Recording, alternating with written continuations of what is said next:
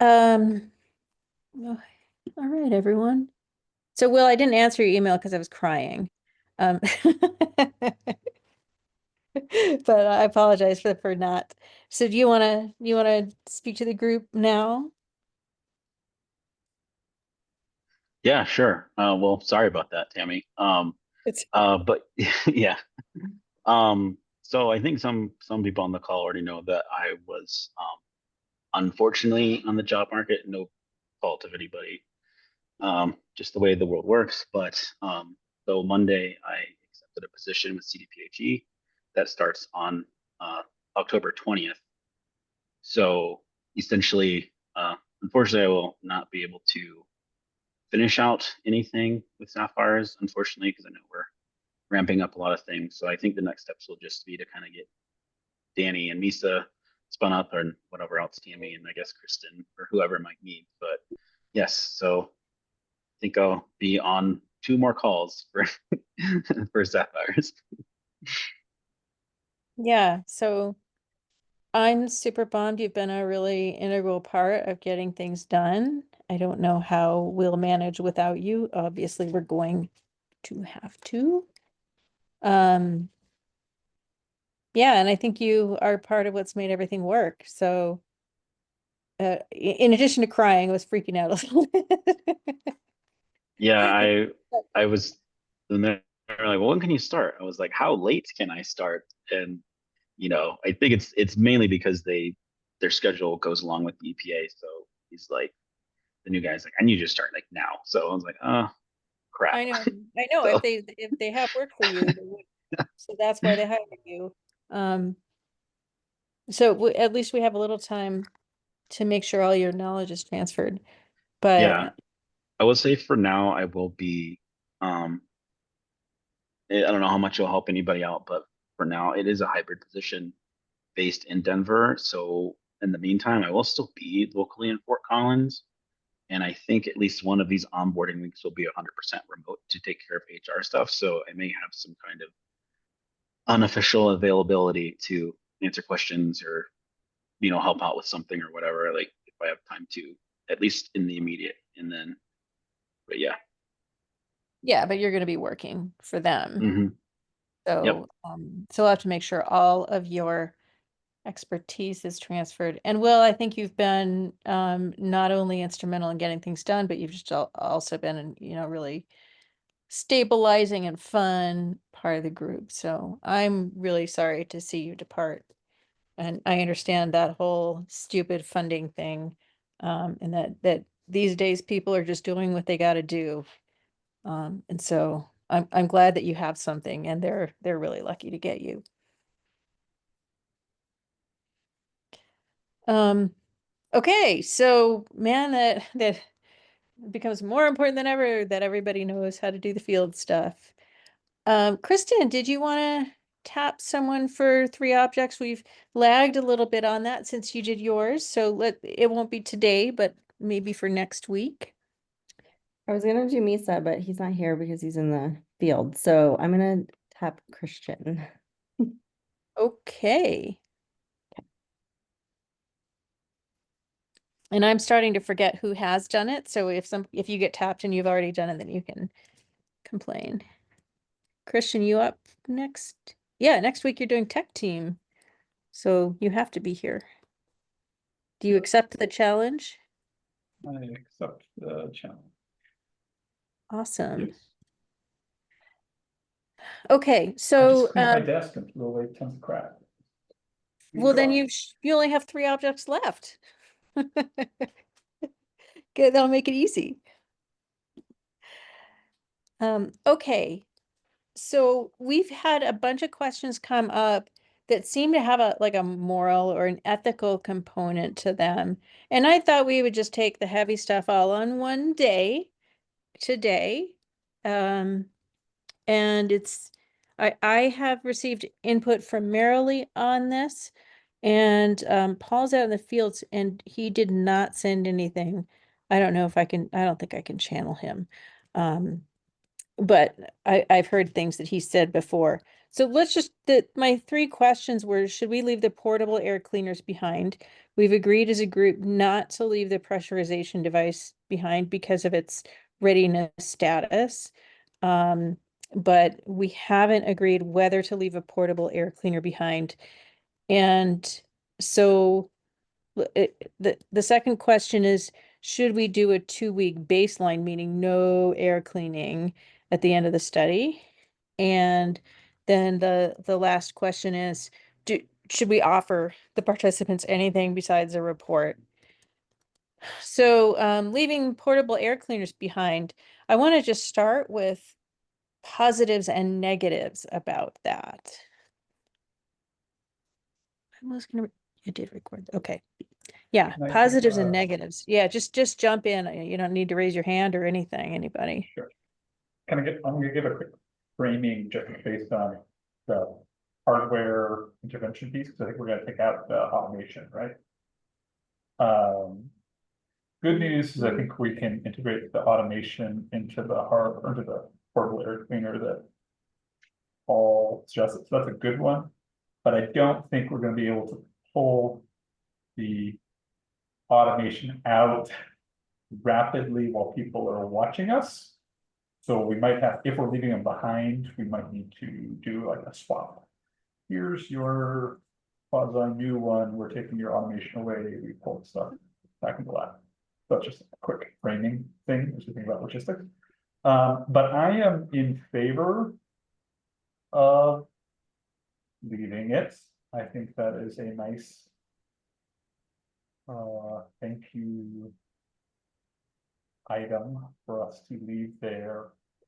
The only major downside I see to it is, when do we leave it in relationship to when the final surveys are being done?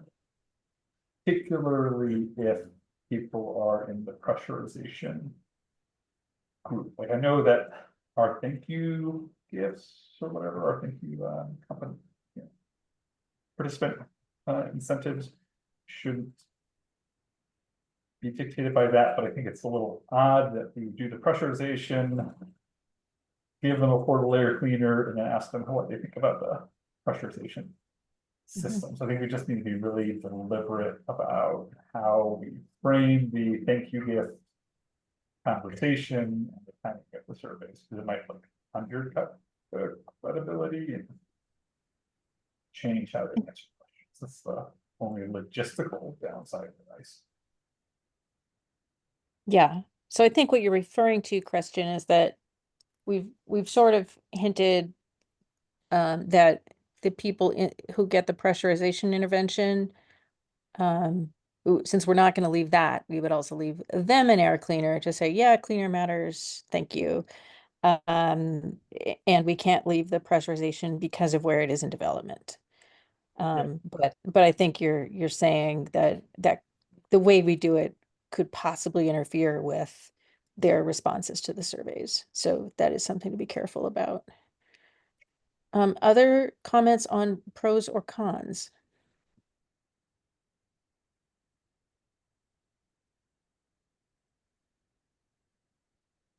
I'll say that a con is just the cost. We did budget for the air cleaners for the air cleaning homes. We did not budget for the additional air cleaners for the pressurization homes. I feel like that's a small price to pay for being equitable, but it exists.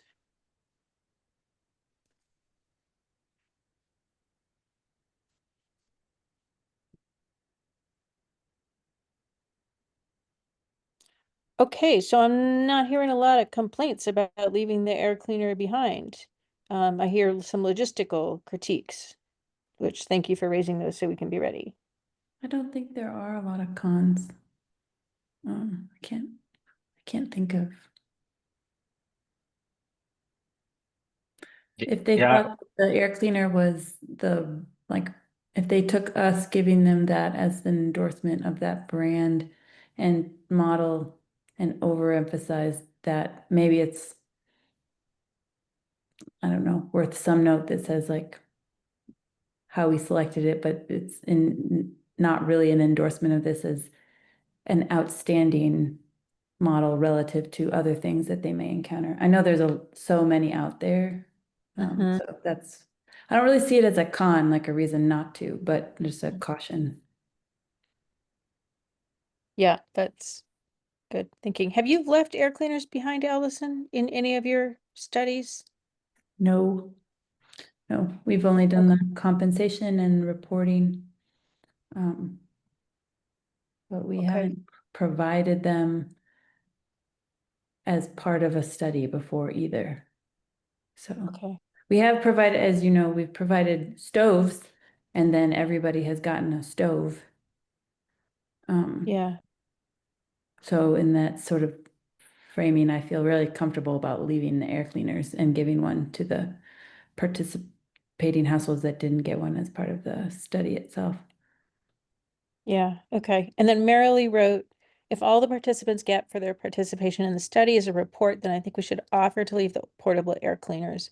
The participants should be compensated at a level comparable to their level of participation, so leaving the air cleaners there helps. If they're being paid for their participation and the pay is in line with their level of effort and convenience already, then I'm less inclined toward leaving the air cleaners behind. So just to remind you that folks do get gift cards every week to keep them engaged, and those gift cards total $400 over 16 weeks. So that's like $50 a month. So I don't feel like, with regard to compensation, I frequently want to pay people more than is appropriate. Like I feel like, oh, I wouldn't want to do this for that money. And then you run into the issues where the level of compensation could be perceived as coercive. Like the amount I want to pay people would be perceived as coercive. Like you're gonna have me in your home, you do 5 surveys, I want to give you like $1,000. So I guess acknowledging what Marilee said, I don't feel like the gift of an air cleaner would raise the compensation to be something that's so high that it's unreasonable. I don't know how other people feel. Are they gonna know ahead of time that we'll be leaving it behind, or is it gonna be like a fun little surprise at the end? Like, oh, by the way, we're just gonna leave this here. I want to hear from Erica and Hi about this. My inclination would be not to tell them, but how would that influence how That's they react? that's what I was thinking, because I was thinking at the end, however that conversation might go with the team, they asked like, how was your experience and everything like that, and oh, by the way, if you want, we're gonna happy to leave this thing here. And some people are like, oh my God, great. Some people might be like, oh no, you can take it with you. I don't care. Yeah, I mean, Go ahead. I think it can be viewed as part of the incentive package. And so, like, another reason why people would want to participate. Like, I feel like leveraging the benefit upfront for recruitment outweighs any minor effects people would have thinking it was theirs forever during the experiment. It's kind of my initial reaction. I don't know, Pi, what do you think? I agree. I think we should be upfront at the beginning and just include it in the compensation package or whatever. And that way that will reduce like the bias effects or any effects that it could have. Would it bias the pressurization folks differently than the air cleaner folks? Because the air cleaner folks would know that this is the thing they were going to have forever, whereas the pressurization folks might feel like they were less committed, they were just experimental, even if they were getting an air cleaner. Yeah, that's a super good point. I guess I didn't really think about the other group. Yeah, I guess if we were upfront and being like, at the end of the study, we'll give you a different air filter than the one you've had in your house because it's a little janky. Uh, that might cause some mistrust throughout the whole service study. I think I'm a little confused. Like this study is considered exempt, is that right? Because I feel like most of this has had to get hashed out when I've done IRB, but I've not been exempt. And in general, I've been told I have to be transparent about what they will receive at every stage. And so they would have to know at the beginning that they will receive an air cleaner, either as part of the air cleaner group or at the end of the study. And I mean, I'd say to your point, Erica, that could be a way it's interpreted, but I think the way it would be framed is like we're trying to test this more experimental thing, and we want everyone to have the same benefit at the end, which includes compensation and an air cleaner. And so we define the benefit,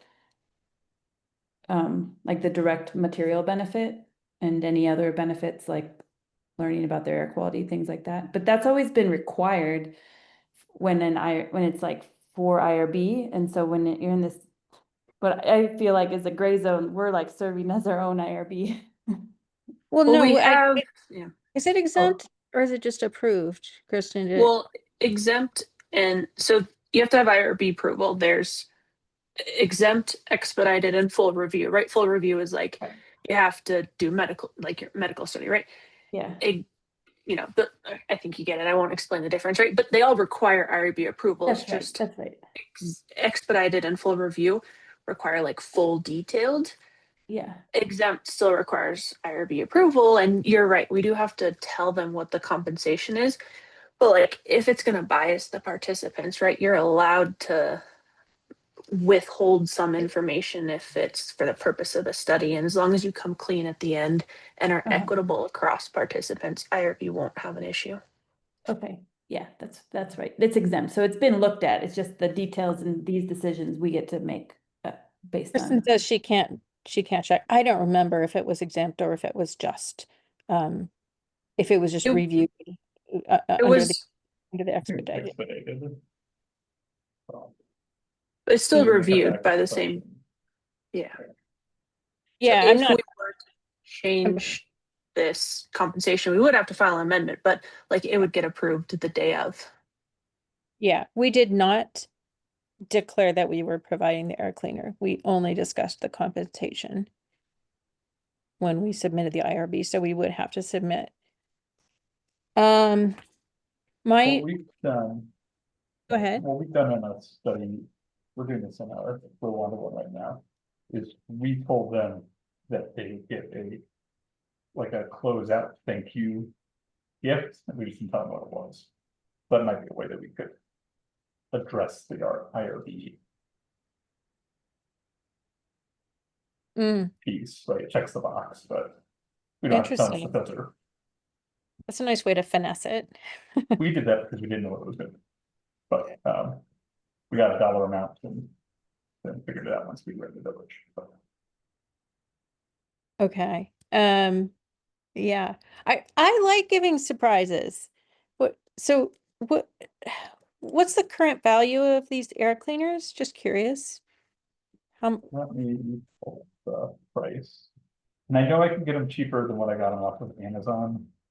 Like, Yeah. the fastest one I could get, but it was like $200 or something like that. Yeah, I think I budgeted 250. So it's still in that range. Yeah, so I guess my feeling is it feels like a bias between the two groups to have one know that they're getting something that they're using and one that know that they're getting something they're not using. And so, yeah, I guess I would favor maybe even just talking to IRB and expressing what we're going to do and that we fear a bias. And so I have to ask if it's okay to provide this amendment to describe a gift. And everyone okay with that? Like, I don't think we're being unfair and I don't think we're taking advantage of people. And I don't want to serve as my own IRB. I feel like that's slippery slope to hell. Okay. So it sounds like everyone's on board with giving an air cleaner to everybody. Yeah, option to decline. I would also give them an option to decline. Pi has his comment in the chat. Debrief both groups about what the group got. Sure. Yeah, something like that. I think this can be done simply. Okay. Second question. Concerns were raised about doing the 2-week baseline at the end of the study. And some of them were ethical. It was like, well, now that people know they can clean their air, now we're going to tell them not to clean their air. I think that was the concern behind it. The purpose, in my view, the purpose of the baseline was to have additional time in, so the purpose of the first baseline was to make sure that we could, or to see how good we were at predicting the air quality inside the house based on outdoor events, because that is something we're going to use to determine effectiveness. It is probably not 100% necessary to do a baseline at the end for that reason. I'm just super programmed to, like, you do a 0 and a calibration before and after, because you never know, but something could have changed. And I think especially with the length of the study, certainly the weather conditions are likely to have changed and we would have moved into a different season. And we're going to be trying to pull out changes in that home over different seasons. So I still have that desire as a physical scientist. Maybe thoughts on, why we should not do a baseline. It's extra time, agree. So other reasons why not?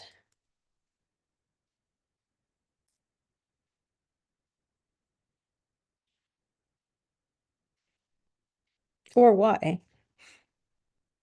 I see all the reasons for, the only reason not my mind is the logistical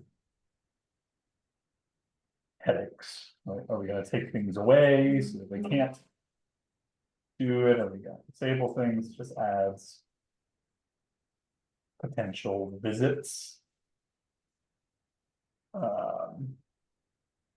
That's the other thing side. Mhm. So there are logistical reasons not to, for sure, is ads. It seemed like there were some ethical concerns why not to do it, like now we're exposing them to poor air quality?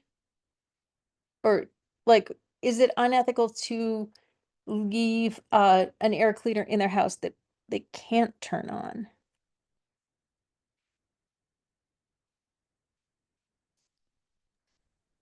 I think the way that this has typically been framed in my experience is if it's exposing them to sort of everyday use by asking them not to turn it on, that doesn't go above and beyond what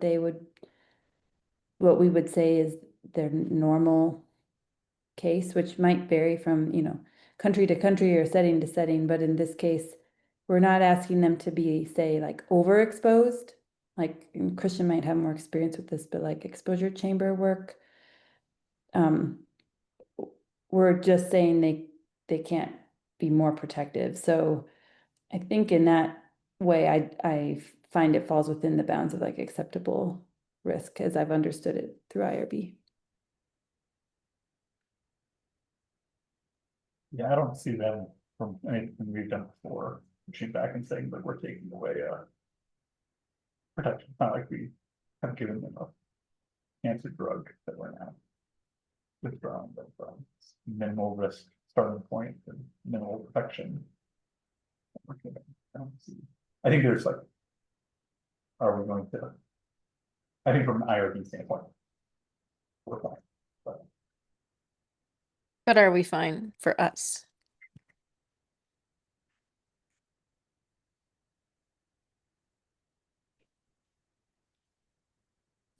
So I'll read Marilee's response. I got a better understanding for why the 2-week baseline is important. The ethical question is whether we bar or heavily discourage participants from using air cleaners during this baseline period, when their participation in the study has heightened their awareness of indoor air quality. A compromise could be that they are allowed to use air cleaners when the AQI is X or higher. She has more, but I'll just comment on that there, that if we're gonna let them use the air cleaner, there's no point in using that period to challenge our understanding of the home. Because we won't know what measures they're undertaking. And then she says, during the 2-week baseline period, are there other behaviors that participants need to avoid doing so that the AQ baseline at the end of the study is more likely to match the baseline at the beginning of the study? I would not ask them to do anything else. The purpose for me is not to have the baseline match at the beginning and end, but to see if there's a change between the beginning and end. If it was similar, then if we were confident that it was similar, we would not feel the need to do it. I recognize their behavior might change. I'd be shocked and pleasantly surprised if their behavior changed. And then she asks, could the baseline period be a week long instead of 2? And I feel like, you know, I don't feel like that's a huge difference.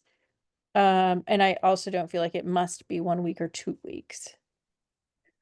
I also wonder, is there potential to define baseline as times when they're not using the system or air cleaner that meet some other criteria? I mean, we've done this post hoc before when we didn't have a study design that like designated a period of time as baseline, but instead needed an ability to compare like event times under events to times not under events. And so then we defined, as long as it wasn't between 12 a.m. and 5 a.m. and people were known to be home, we don't see evidence of air pollution. We called that background, which is sort of what I think we're getting at here with baseline. I guess it does depend on what you're trying to test, but I could see reconstructing an effective baseline or effective background from the overall period of measurement. Yeah, so I think this is a little different. Yeah. We're not trying to get a background. We're trying to get the behavior of the house without the intervention Yeah. during an event. And so during the study itself, the intervention should be running during an event. So what we want to do is compare the counterfactual, like no intervention, the pollution would have been this high without the intervention. I can't imagine a way to do it. While I the see what study's you mean. running, Yeah. especially during the automation period, when if everything works as it should, then the intervention should run during each event. Yeah, Yeah, it makes me think, like, hearing all these perspectives, right, that I would hate for us to like try to write papers after this is all done and reviewers be like, this isn't a true right before after study. Like, because of like potential seasonality changes, right? I think it is so important to have that understanding of like if, household kind of went up during the period or stayed constant, that we're not exposing them to anything additional or new. And if we're upfront at the beginning of the study and say we need to turn this device off for 2 weeks, and if they're really concerned, right, they could not participate in the study. But it seems like to be able to share results and get it buy-in by, through the peer review process probably is pretty important to have that baseline in post. Yeah, thanks, Erica. I feel like I don't know if we're gonna need the baseline, but I could see situations when we wished we had it, and probably fewer situations when we said, "Oh, we didn't really need that." Too bad we spent that 2 weeks in that house. I think there's probably going to be some logistical considerations with regard to equipment that might cause us to want to shorten the baseline, like if we need to get into another house. So that's also likely. So I guess what I'm hearing is nobody's against the baseline for ethical reasons. It- People are sort of favoring the base, like from 0 to plus on favoring the baseline. So I'm going to say that we should have it. We should recognize that there's going to need to be some communication and management of that, of expectations for the occupants, as well as some logistical considerations. And if we really get pinched, we can consider dropping it, knowing that it's not the absolute most important thing. But for now, let's plan to do it.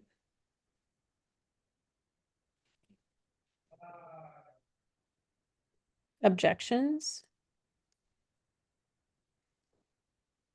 All right. Good job. One more question. Whoa, this is not as hairy as I thought. So then the last thing is what do we owe the people who participate? So we're planning to give them a report. I kind of question it because our ability to produce reports for the Epic Homes is so lagging. But we optimism springs eternal. And so my example was if we get the technology or any technology, interface, pressurization, whatever, to the point where we do feel comfortable sending it back, do we offer them the opportunity to get it if they liked it? That's just an example, but how do we want to return to people and offer them or reward them or whatever for their participation and acknowledge that they have been a part of this?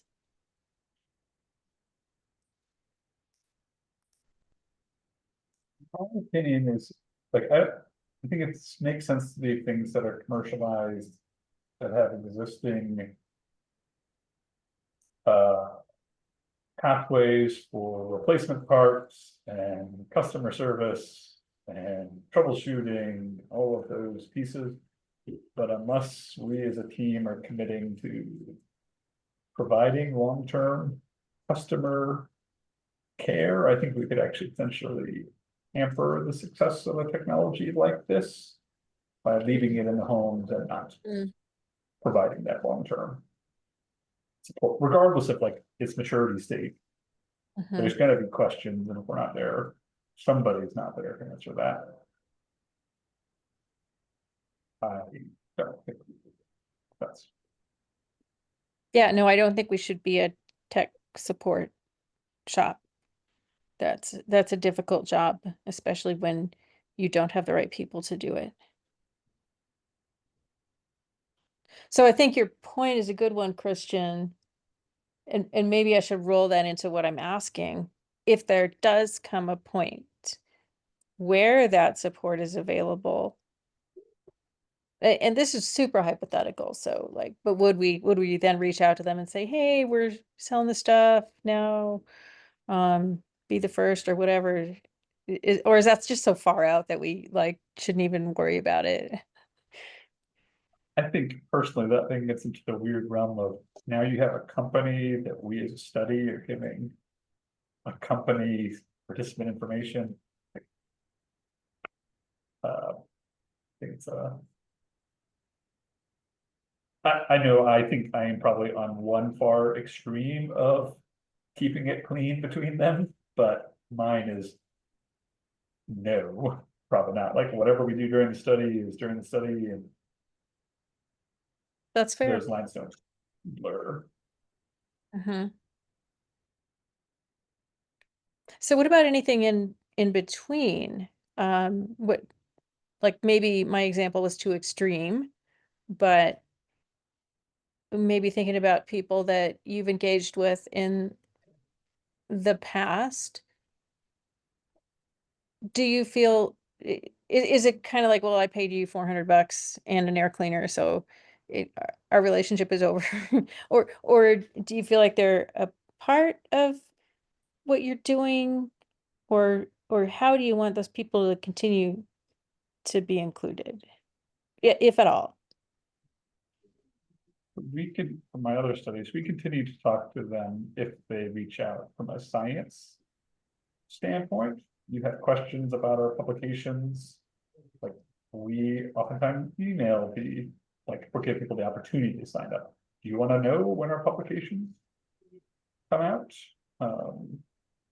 We do those things, but with somebody who has, I guess, been involved in the research and the company blending, that has been so messy that I don't like the 2 feet or the same hands touching both sides of the I appreciate rub, so. that perspective. Erica, you've done a lot of different things, but you've also engaged people. Curious what your thoughts are. And Pi, you've got a whole different, I think, cross section of what you've done. So love to hear from you also.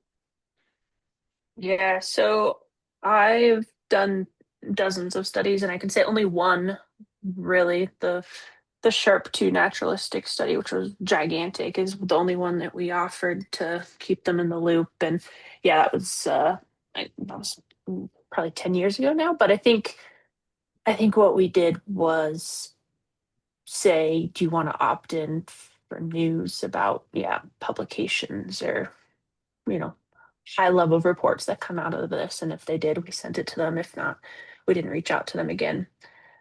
Otherwise, I don't usually keep participants in the loop of what comes out of a study.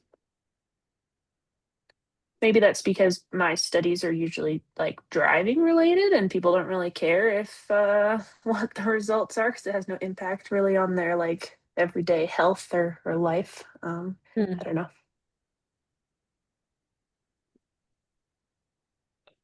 Yeah, Uh, same for me. At UMass, we're just like added a disclaimer saying you can take this consent form home and you can take this voucher home, and like our contact address is on here. And like if you need any more info about the studies that you participated in, you can contact us. But I've never heard back from any participant. So Hmm. yeah. Okay, so I'll read what Marilee had to say. If all they get is a report, then yes, I think we owe them more. Okay, so that's not true. An amplifier of the ethical questions is if a participant household has members who are more vulnerable to negative effects from exposure to bad air quality. But I think we could just not decide who's going to be interested, but just offer them the opportunity to stay connected. I think I'll try to channel something I heard Paul say in the past. They're currently working with folks in Chicago on, I don't know if it's similar things, but at least they're measuring indoor air quality. And so as I think everyone knows, there's communities who get studied and then nothing comes back. And so it's a kind of an extractive attitude. And I think what he said is he wants to like counteract that what has happened in the past. And so I think we should recognize that that has been a failure of research attitude. I don't know how to counteract it. I totally recognize what Christian is saying about separate the commercial side from the research side, because that can get messy, and then people are doing things that are not their jobs.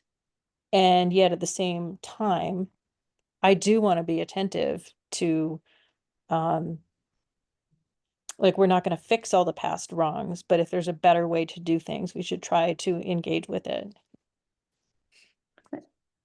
Will, you might have something to add on this about our Epic Homes conversations. I'd say if this were a study of 1,000 homes, I wouldn't be making this comment, but I think when we have had follow-ups in in-home studies, especially more than workplace, I find there is a 5% of participants who for various reasons, want to engage more than average by a lot.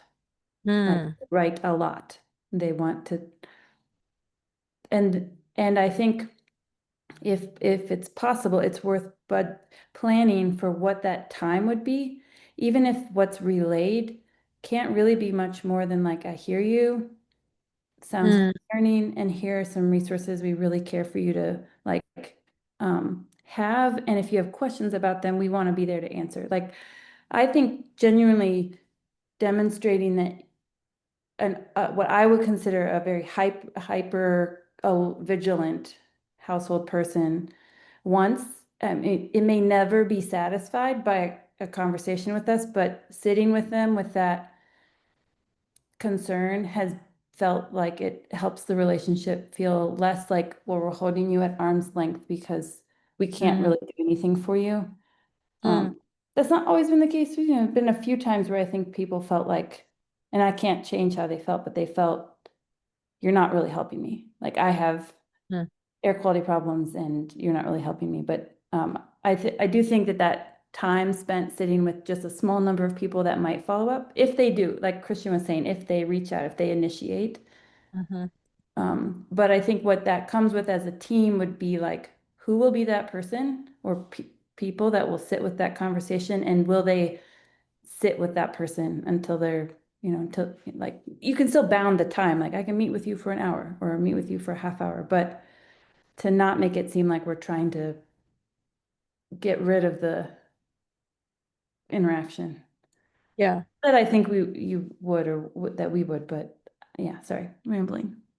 Should just stop. No, I think your anecdote was good and it kind of opened up something. Like, I might be trying to solve all the hypotheticals with a blanket policy, and I think what you're saying is there could be individuals who benefit, and leave that door open instead of trying to leave the door open for everybody. Leave a space for individuals who want to engage, because sometimes it's that that desire and that engagement that can be the gift when that person wants, or when it's meaningful to that individual. I hope I got it right. Yeah, I think, yeah, and another way to put it is like, out of 20 to 30 conversations that we had with Epic Homes people, most of them were like, thanks, and Yeah. done. Never heard from them again. But there were Uh-huh. 3, right? Well, there were like 3 or 4, like, I think would have kept reaching out to us without stopping if we hadn't found a way to sort of close and pass, like, Uh-huh. our study's done, you know, here's how we're closing out. We used language that indicated we are not going to keep this up forever, but we also are Right. available to sit with you while you process what you're afraid of about your home. And that, in the case of most of what I encounter, it's what people are afraid of about their home. Mm. Hmm. Yeah, so maybe just recognizing and leaving a place for people who feel like they could benefit from a conversation and expertise and so on. Yeah, okay.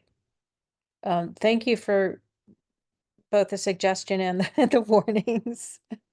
I have planned, like, as soon when our Epic Homes reports are ready, I've planned to be the one to sit with people, assuming we can schedule these times. And so I think that'll be instructive for me. Probably I'll run into some of what you did. Yeah, thank you. It's really nice to have all this experience. Okay, so what I'm hearing here, just to wrap up, is that people should be offered the chance to be in touch. We don't make any commitments about the technology, but learn they can learn about it. And then what I'm hearing from Ellison in particular is that one way to be responsive is at the time when you're closing out, to leave space for an extended conversation that can be responsive to concerns that people have.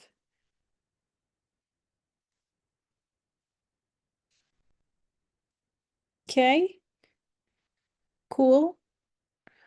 Thank you all for your input. I appreciate it. Kristen, I don't know if you're available. I wanted, Christian and Paul commented on the air cleaner write-up, and I didn't know if you wanted to share what we have now. Kristen made it beautiful. Because we do get questions on air cleaners.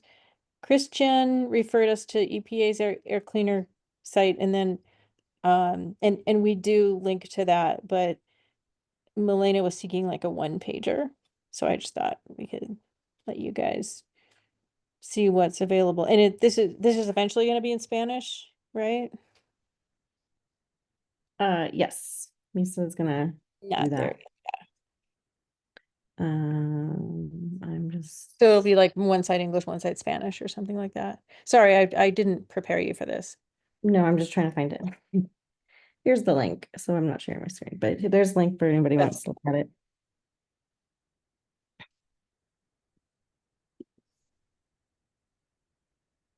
Yeah, and so and then we snuck in a join our study at the bottom of it.